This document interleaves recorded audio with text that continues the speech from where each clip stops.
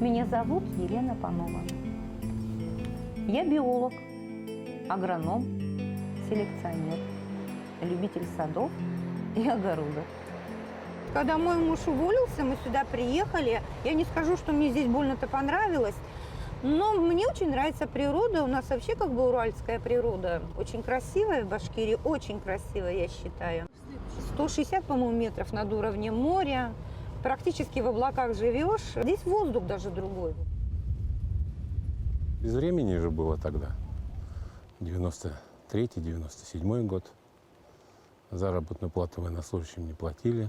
В военно-морском флоте в то время только сильнейшие выживали. Корабли неадекватно продавались на металлолом. Поэтому мы принимали решение по окончании срока контракта уехать в деревню. У нас здесь было уже домик небольшой. Думали, что подождем квартиру получим, когда к тому времени. Но квартира, время затянулось. Мы за 10 лет здесь вот построили дом, посадили сад. И уже бросать мы... Ну, как мы бросим это все? Елена Владимировна, своя мечта была — сад. Вот она, мечта сбылась.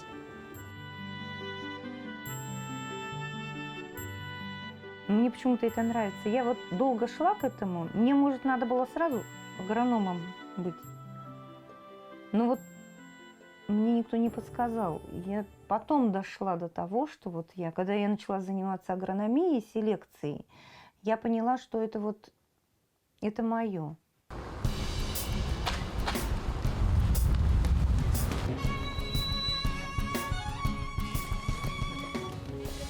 Здравствуйте. Ждали? Ехала, да, дали. Ну, показывайте. Вот, весной договорились, что будешь мне осенью делать прививку. Пошли, яблонька ждет. Символ любого сада — яблоко. Вот скажите «сад», и представление в первую очередь пойдет о яблоке. Потом вспомните грушу, вишню и все остальное. Я считаю, что вот яблоко или яблоня, да, это центр сада. Вот вокруг яблони все вертится. Ну вот это яблонька, да. Но она, конечно, не очень хороша нам как бы для сада, но зато для прививок она восхитительна. У нее здесь вот 4 скелетные ветки, видишь, да? Да, да. И вот из-за того, что у нее центрального штамба нет, мы на нее можем сделать 4 разных сорта на одном дереве. И будет дерево-сад. И 4 сорта яблок через 4-5 лет вы получаете на этом дереве. Мы лучше вот возьмем вот эту вот веточку, обрезай. Вот отсюда. Да-да-да, обрезай. Из этой веточки мы сейчас будем делать прививку. Чтобы дерево не теряло драгоценной влаги, вот это вот все мы обрезаем. И вот у нас уже практически готовая к прививке часть. Все. Вот у нее вот такая вот, видишь, есть разрез. Да. И вот в эту внутреннюю часть разреза мы должны поставить саму прививочку.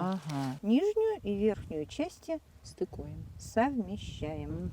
Вот они у нас встали. Хорошо встали. Очень Да. хорошо встали. Плотненько. Теперь что, бинтовать? Теперь мы прихватим это. Ну, спасибо тебе, Лен, большое. Будем смотреть, что получится по весне. Я пошла на биофак, потому что я хотела работать учителем. Но все равно подспудно идея развести свой сад в моей голове существовала. То есть где бы я ни работала, я все равно каждый год сажала яблони, делала прививки. Детство мое прошло на Дальнем Востоке. И там росли, конечно, сады. Но вот в таком понимании, как они вот растут на Кубани, мне же хотелось не просто сад 4 сотки. Теперь понятно? Мне хотелось большой, огромный сад. Мы сейчас подъедем к школе. Кстати, у нас в этом году построили прекрасную площадку детскую. Дети у нас любят играть на ней. Здесь у нас здание администрации передают под детский сад. Мы очень рады этому, потому что у нас много детишек находится в очереди. А с этого года очередь практически исчезнет. И дети все деревенские будут ходить в детский сад.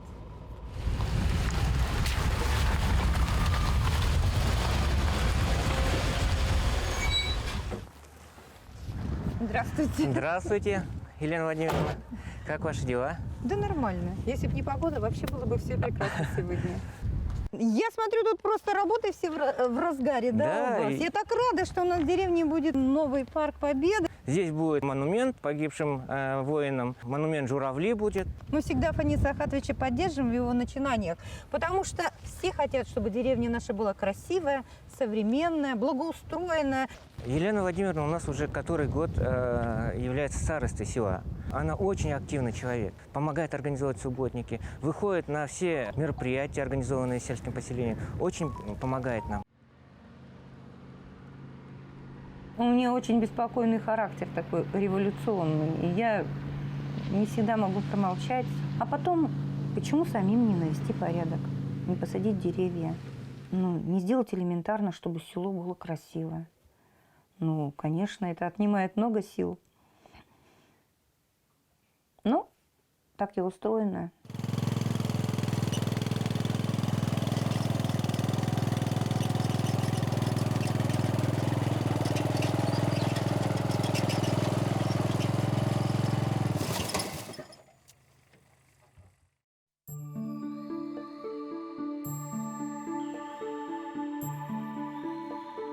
Нам нужно посмотреть, сколько упало яблок, когда они упали и какого качества они будут.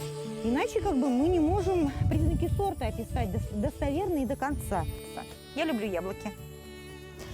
Мне кажется, я о них могу рассказывать часами. Я их не только люблю как художник, как эстет и еще что-то. Я их люблю вообще, просто люблю, потому что они есть. Мне кажется, это чудо природы даже, яблоки. Но мне кажется, бубенчик вообще получился у меня классный. Сочное, соковое яблоко такое, мама. Красота. И оно долго висит, долго держится на дереве. То есть нет вот такой нагрузки на человека, что вот оно все рухнуло, и нужно срочно все перерабатывать. Это хорошо, когда вот такая нагрузка переработки растягивается хотя бы в течение месяца.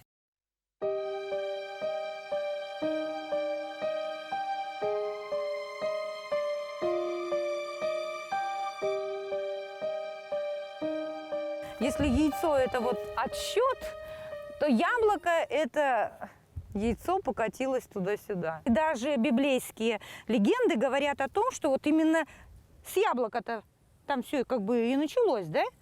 Змей-искуситель. Не с апельсина, не с банана, а с яблока.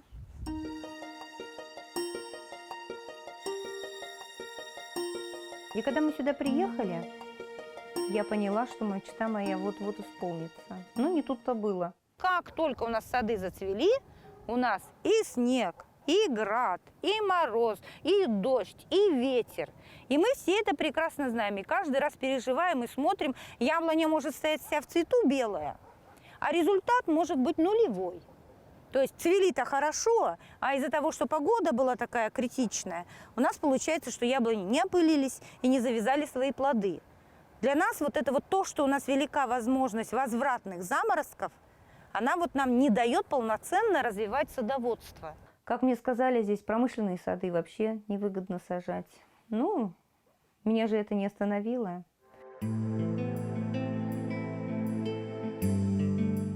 Дальше надо регистрировать сорта и размножать их, чтобы люди тоже пользовались вкусными, ранними, поздними яблоками.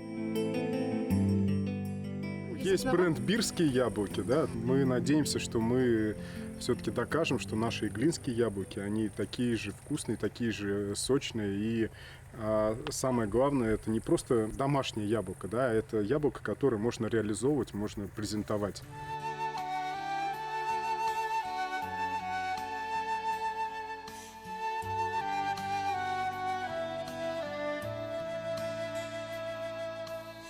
Но я действительно счастлива от того, что у меня есть этот сад. Я счастлива от того, что у меня вот получились такие замечательные яблони. Понимаете, единожды выведенный сорт будет приносить пользу людям еще века, потому что яблоня растет до 100 лет. Горячий аппарат переработки яблок. Обязательно моем. теплой водичкой, чтобы яблочки были красивые, блестящие. Да, Валя? И вот так будем резать яблочки.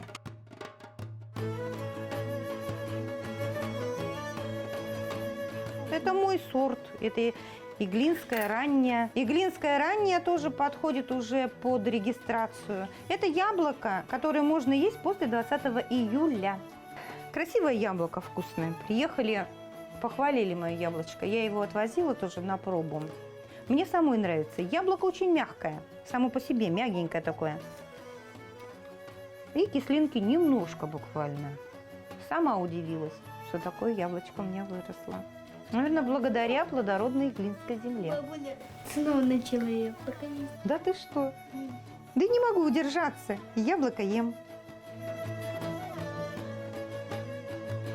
Мне нравится, что внучки наши, они едят любую ягоду, которая растет на огороде. Я обратила внимание, что многие городские дети, они не очень едят вот обычную ягоду, источник витаминов, источник жизни. Мы морозим на зиму ягоду. Очень много делаем сухофруктов. И классические компоты делаем зимой. И девочки, и мы сами с удовольствием их пьем. Хотя это уже, наверное, давно вышло из моды. Компот из сухофруктов. Мама мне часто рассказывает историю, что у ее соседей были яблоки, а она всегда только мечтала об этом. И вот мы приехали сюда, она здесь уже сажала свои первые яблоки, и только здесь появлялись первые яблоки ее.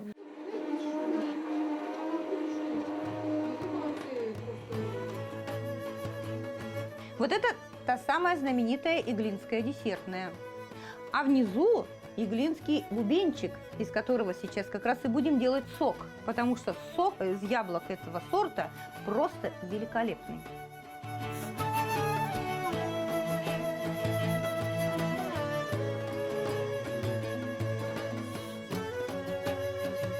Сок закипел уже. Сок закипает. И мы вот это сейчас с вами аккуратно перемешиваем, так, чтобы у нас образовался такой как густой кисель. Минут 15 максимум это варится, но можно быстрее в зависимости от объема. Яблоки поженились с орехами. Да, яблоки мы теперь с вами вот так вот, просто они начинают дружить. И вот так вот несколько раз таким образом окунаем. Никогда бы не подумала, что у нас в Башкирии можно готовить фруктовое национальное грузинское блюдо. Башкир грузинская. И вкусно, и красиво, и изысканно. Самое главное, свое родное.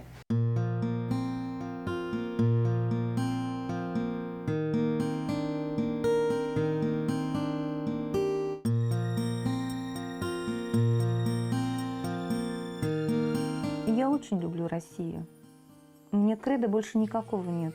Вот я даже путешествую только по России. Мне очень нравится Башкирия. У меня тетушка живет в Крыму.